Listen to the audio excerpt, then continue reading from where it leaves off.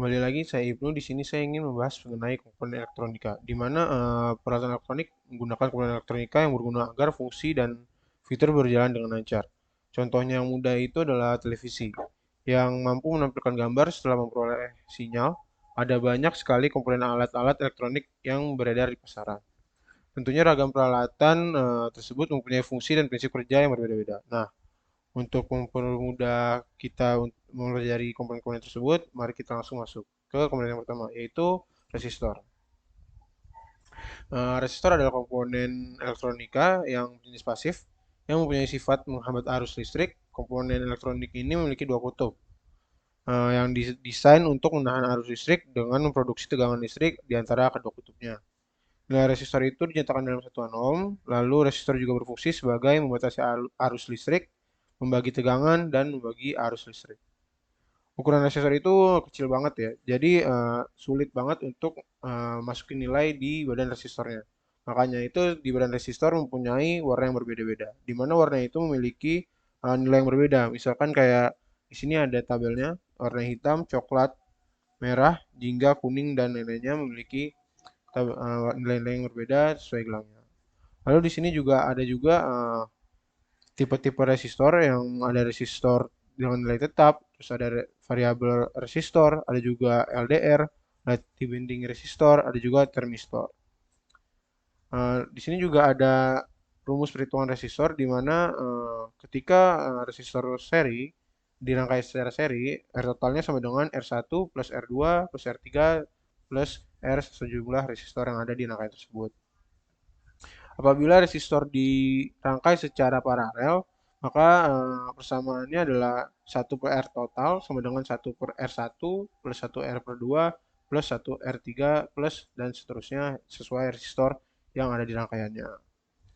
Mungkin untuk resistor segitu dulu aja, nanti akan kita simulasikan juga, makanya kita langsung lanjut lagi ke ya komponen yang kedua yaitu dioda. Di mana dioda ini pada dasarnya dibentuk dari dua komponen, yaitu komponen tipe N dan komponen tipe P.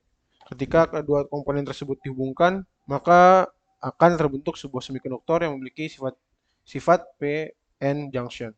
Di mana sifat dari PN junction ini pada hakikatnya adalah sebuah penyarah arus yang melewati dioda. Maka dari itu secara garis besar dioda berfungsi sebagai jembatan satu arah. Seperti yang ditunjukkan pada gambar di sini, yaitu ada gambar bentuk dioda PN Junction memuat tiga daerah, yaitu daerah P, daerah N, dan sebuah daerah kecil yang melebar beberapa mikrometer ke salah satu sisinya yang disebut daerah deplesi.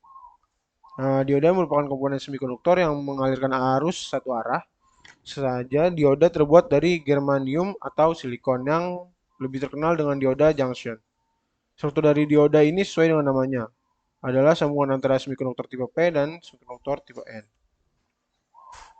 Semikonduktor tipe P ini berperan sebagai anoda dan semikonduktor tipe N berperan sebagai katoda. Dengan struktur seperti ini, arus hanya dapat mengalir dari sisi P ke sisi N. Berdasarkan fungsinya, dioda itu ada 5 jenis, yaitu dioda penyarah, lalu ada light emitting diode atau LED, lalu ada dioda Zener, dioda cahaya, fotodioda atau dioda, lalu ada dioda varaktor dan dioda SRC. Di mana dioda penyarah ini adalah jenis dioda yang terbuat dari bahan silikon yang berfungsi sebagai penyarah tegangan atau arus dari arus bolak-balik ke arus arah. Lalu ada dioda Zener yang merupakan dioda junction P dan N yang terbuat dari bahan dasar silikon. Terus dioda ini juga dikenal sebagai voltage regulation diode yang bekerja pada daerah reverse. Potensial dioda Zener berkisar mulai dari 2,4 sampai 200 volt dengan disipasi daya dari 1/4 hingga 50 watt. Seperti itu untuk komponen kedua, dan di sini juga bisa kalian lihat ada jenis-jenis dioda, yaitu dioda penyarah gambarnya seperti apa, bentuk seperti apa, terus dioda Zener, lalu ada LED dan juga dioda foto. Bisa lihat di sebelah situ.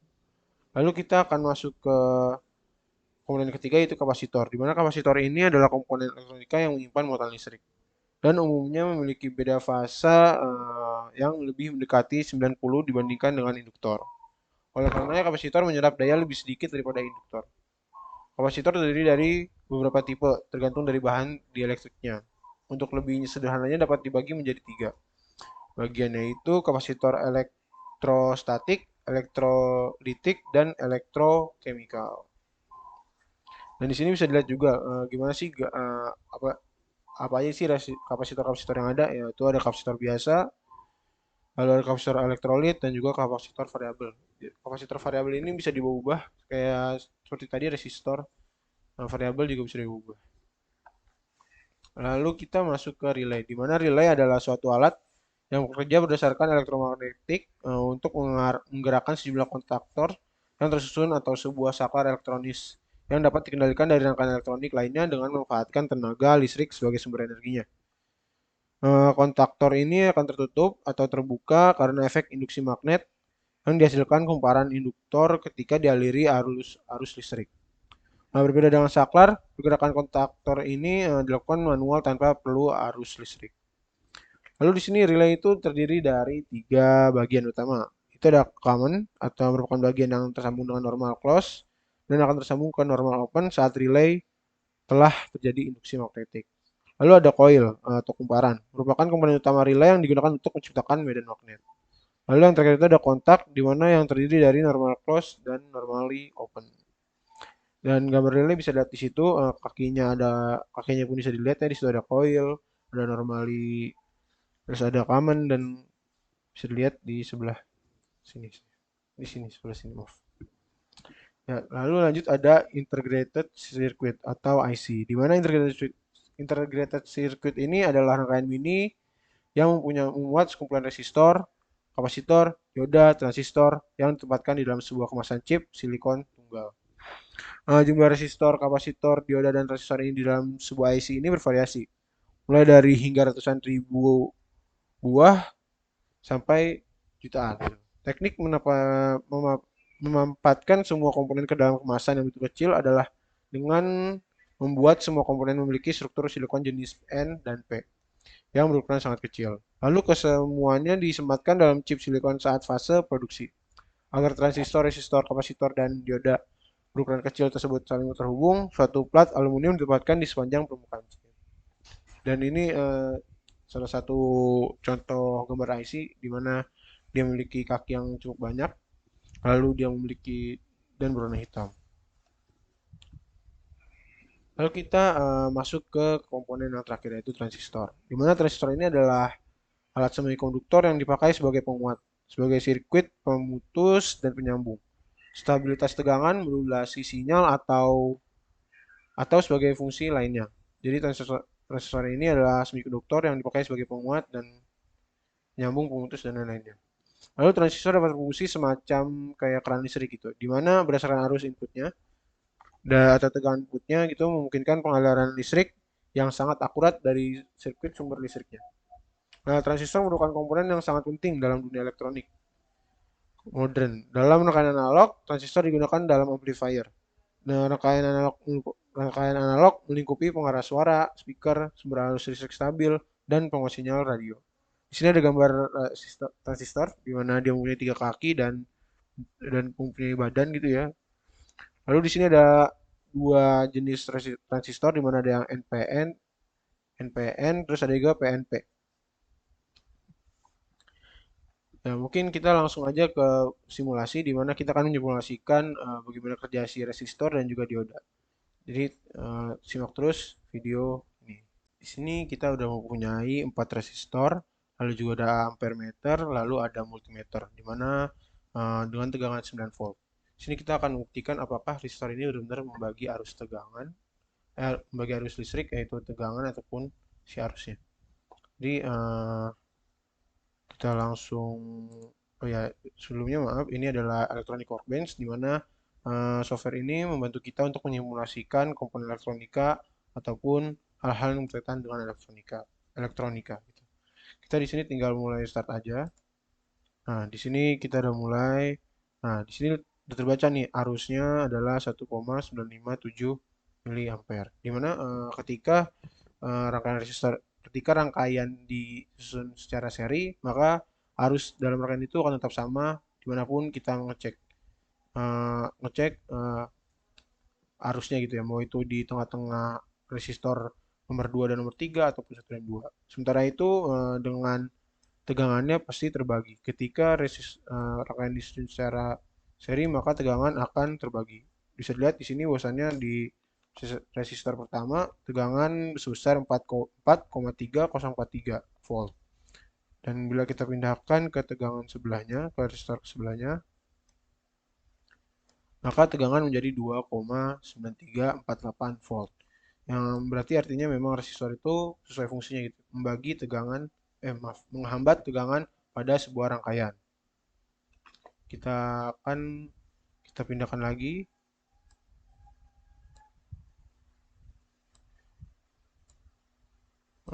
Kita pindahkan lagi dan bisa dilihat bahwasannya tegangan pun berbeda dari yang pertama dan kedua. Yang ini adalah 1,3304 volt. Lalu coba kita ukur si arusnya di antara ini ya. Maaf, sebentar. Yes, kita ukur di antara sini. Apakah arusnya berbeda atau enggak? Oh ya, untuk mengecek volt eh, multimeter harus disusun secara eh, paralel. Di mana dia nggak bisa, kalau misalkan mau ngecek volt itu paralel, sementara kalau mau cek arus itu harus secara seri seperti ini. Dan kita lihat untuk arusnya tetap sama, yaitu 1,957 mA, dan kita lihat lagi untuk ininya 1,3304 volt. Bila coba kita susun secara ini ya, secara apa namanya, secara seri, apakah dia bisa mengukur tegangan atau tidak. Ini ke sini dan ini ke sini. Nah, ini kita susun secara seri, apakah tegangannya akan terbaca? Tidak, tegangan tetap 9 volt. Tapi apabila ke sini, harusnya terbaca yaitu 1,955 mA. Nah, ini kan di ini ya, ini kita rangkaian seri. Sekarang kita ke rangkaian paralel. Sebentar. Nah, ini rangkaian paralelnya. Jadi untuk rangkaian paralel masih sama, yaitu tegangan. Untuk rangkaian paralel, ketika rangkaian disusun secara paralel, maka tegangan tetap akan sama semuanya di manapun dicek. Ini masih di ini, kita lihat tuh tegangan masih 9 volt. Kita ke bawah, tegangan tetap 9 volt. Jadi untuk di rangkaian paralel ini tegangan sama, sementara arus pasti akan berbeda.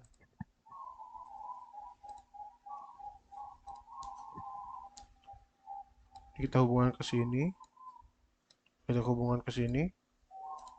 Harusnya itu 4,091 mA. Kita cek lagi, kita pindah lagi. Sebentar, maaf. Ini pindah ke sini. Ini pindah ke sini, ini pindah ke sini.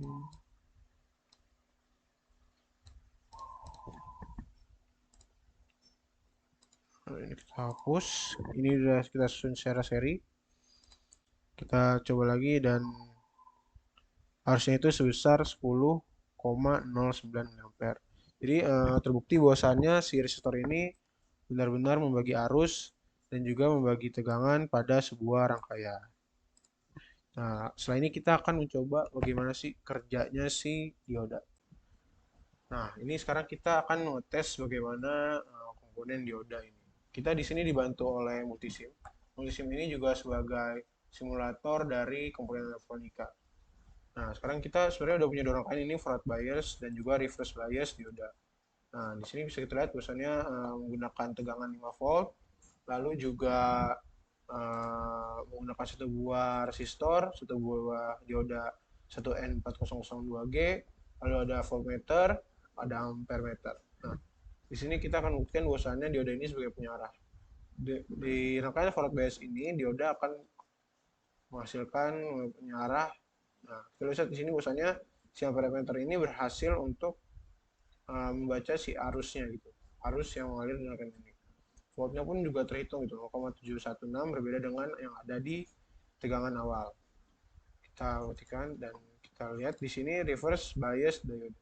Gimana reverse bias dioda ini memiliki tegangan, tadi kita bisa lihat bahwasannya ketika dioda searah dengan arus listriknya, arus aliran arusnya itu akan terhitung gitu di tegangannya menjadi 0,716, tapi di sini ketika kita dioda kita balikan voltnya tegangannya tetap 5 sesuai dengan yang ditegangan. Nah, ini membuktikan bahwasannya dioda ini memang sebagai punya arah. Ketika kita satu arahkan dengan arus listrik, dia pasti akan mengalirkan itu di rangkaian. Tapi ketika kita berlawanan, pasti dioda ini akan mematikan arus dari rangkaian tersebut.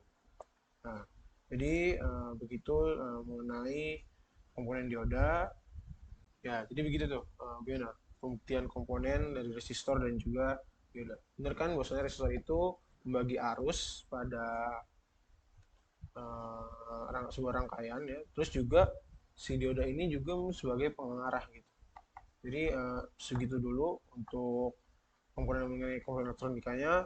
Ikuti terus video-video yang akan muncul di YouTube Dokter Mekanik karena kalian akan mendapatkan informasi dan juga ilmu-ilmu yang bermanfaat di bidang teknologi dan juga mekanika. Jadi sampai sini dulu. Sekian. Terima kasih. Wassalamualaikum warahmatullahi wabarakatuh.